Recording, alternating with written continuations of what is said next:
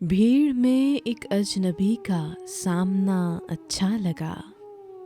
गज़ल अमजद इस्लाम अमजद, आवाज़ सादिया रफ़ीक, पेशकश दानिश सरा। भीड़ में एक अजनबी का सामना अच्छा लगा, सबसे छुपकर वो किसी का देखना अच्छा लगा। सुरमई आँखों के नीचे फूल से खिलने लगे, कहते कहते कुछ किसी का सोचना अच्छा लगा।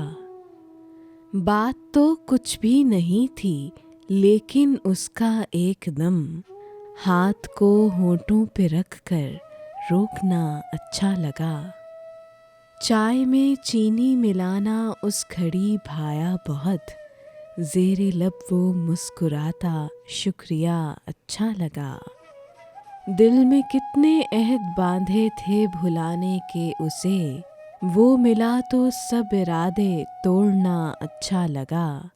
बेइरादा लम्स की वो सनसनी प्यारी लगी, कम तवज्जो आँख का वो देखना अच्छा लगा।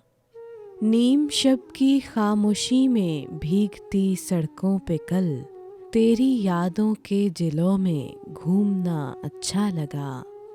उस अदुए जाँ को अमजद मैं बुरा कैसे कहूँ, जब भी आया सामने वो बेवफा अच्छा लगा। भीड़ में एक अजनबी का सामना अच्छा लगा, सबसे छुप कर वो किसी का देखना अच्छा लगा।